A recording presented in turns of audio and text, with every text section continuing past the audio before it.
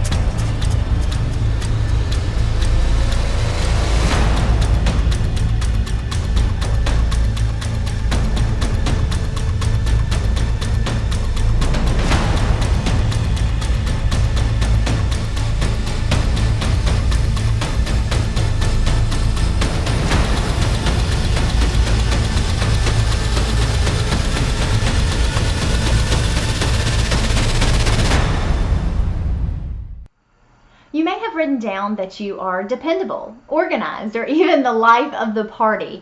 And all of these things give us an idea of who you are. And that's the story that we want to tell through your resume. The things that make you a good teammate, groupmate, or friend will also make you a great employee. So now it's time to take a look at some important resume tips. Tip number 1, make an outline. Make a quick list or outline of all your possible experiences, both paid and unpaid, to include in your resume before you find the right language to describe them. If you have had formal work experience, certainly include it.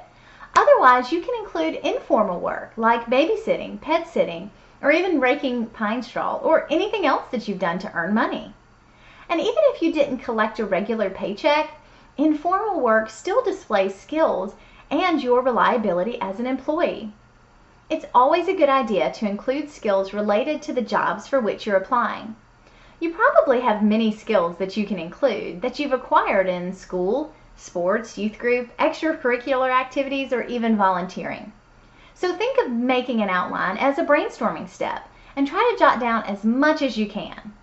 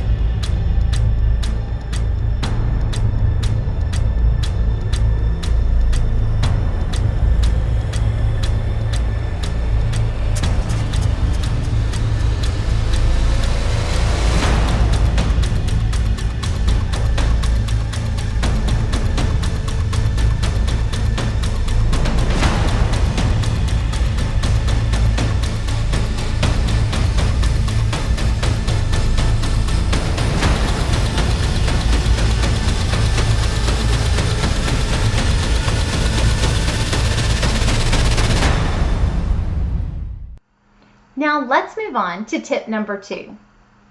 Use action words. Use active language when describing your experiences so that you're portrayed in a dynamic way. Start the phrases in your descriptions with action words like organized, led, taught, served, trained, tutored, wrote, researched, inventory, created. You get the idea. We've also included a list of action words for your resumes for you to access on the Mission Possible website. So make sure to use this as a resource. But let's see if we can pull out all the action words in the sample resume that's on the right-hand side of your student workbook.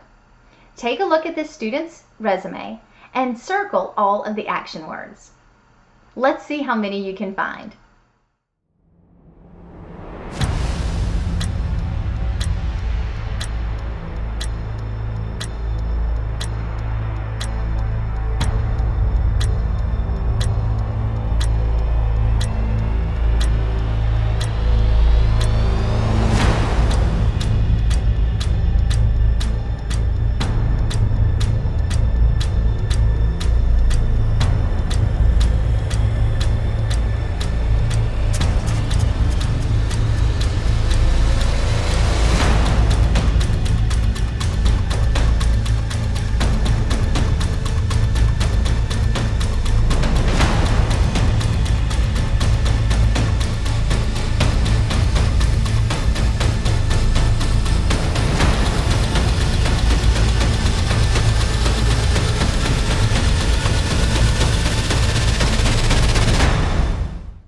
Now that you've identified action words, we are moving on to tip number 3. Tip 3 is to keep it short, but include all the necessary information. Remember, your resume doesn't need to be any longer than 1 page. Some sections of the resume, such as contact information and experience, are required, but others, such as an objective or career summary, are optional. Keep it under 1 page and keep it concise so that employers can see who you are without an overwhelming amount of information. Now let's move on to tip number 4. Tip number 4, proofread very carefully. Review your draft very carefully before finalizing your document. Make sure there are no spelling or grammatical errors. Ask your guidance counselor, parents, or a favorite teacher to critique your resume, because the smallest typo on your resume, cover letter, or application can prevent you from getting a job interview. Because employers may conclude that you lack attention to detail and are content to present sloppy work. So now that you know what to do, let's take a look at how to do it. Look at the sample outline on the right-hand side of your student handbook, and we will review each of the elements of a successful resume. Notice at the top of the resume is the student's contact information, her address, her city and state, her telephone number, and her email address. Make sure that you have a professional email address that includes maybe just your name and numbers or your city, but nothing crazy, and you know exactly what I'm talking about. Keep it clean and keep it professional. Now let's take a closer look at the elements of the resume. Section number 1 is for education. You want to include your high school, and if you have a high GPA, go ahead and include that as well. Don't forget to include any career technical classes or relevant coursework. This student mentioned that she was involved in the Health Science Career Technical Program and also listed her coursework of AP Biology and Fundamentals of Business and Marketing because that was applicable to the job that she was applying for. Now let's move on to number 2. This is where you will place your experience. Group all key experiences such as work, activities, and leadership, and describe each one as if it were a job. Notice that this student has participated in a variety of different types of experiences. She's worked as an intern, and she lists her job duties working with Forest General Hospital during the summer as an intern. She's also been a member of the yearbook club. Notice here how she lists that she was a yearbook design committee member and notes the jobs that she completed there, but then that she was also the yearbook design team leader. This is number 3 and shows growth and dedication by pointing out that you were promoted in your activity.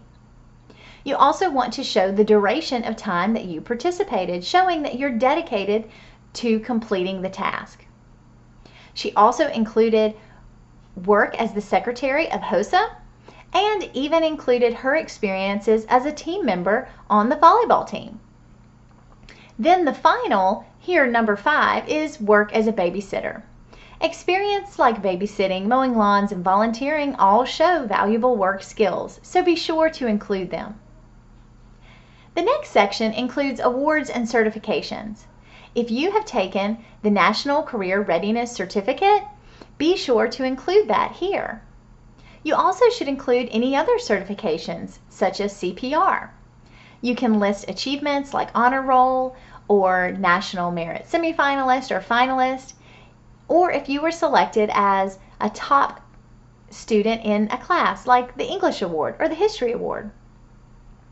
The final section is for community service and involvement, and it's never too late to get involved. So if you notice that you haven't participated in very many community service or volunteering opportunities, go ahead and start looking for some right now. You still have plenty of time. But if you don't have enough content for this, you can always include a references section. I want to remind you of something that we talked about at the very beginning of this session, that your resume tells your story. You want to connect your experiences and skills with the qualifications that you have for a role. For example, if you're applying for a cashier position, but you haven't held a job with that exact title, emphasize your customer service and comfort level with math, your work ethic, and your ability to work as a team member. Read the job description and match your experience with their requirements. Also, don't forget to promote your attitude and performance. Employers are interested in your work habits. They don't expect you to have a lot of experience, but if you have perfect attendance or near perfect attendance, and if you're punctual for school and other commitments, you might want to include language to that effect when describing an experience. Remember, if supervisors, teachers, or coaches have recognized you for a positive attitude or outstanding service, mention that in the description of the activity as well. Now it's time for a few final key takeaways. Number 1, no formal work experience? No problem. Emphasize the informal work like babysitting, snow plowing, okay, maybe not in South Mississippi, but other school programs. Remember to tell your story. Review the job description and look for experience that demonstrates your fitness for that role. Number 3, don't forget about attitude and performance.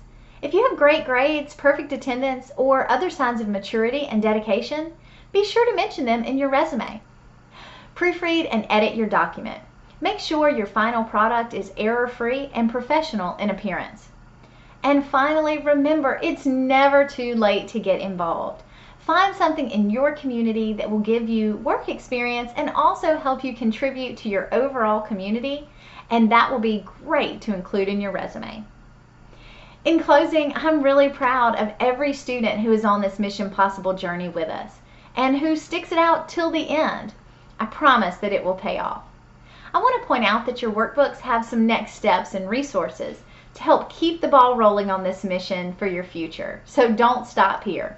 It's never too late to start drafting your resume or to get started getting involved in activities that will give you skills and experience for your resume. But before we can say mission accomplished, there's still one more step that you need to take. At the bottom of your workbooks, there's a QR code and a link to the field report for this mission. In order to get credit for this assignment, you'll need to complete that short survey. So make sure that you do that now. Congratulations for completing your first mission. Thank you for the time, and we wish you all the best on your journey. Agent Lewis, signing off.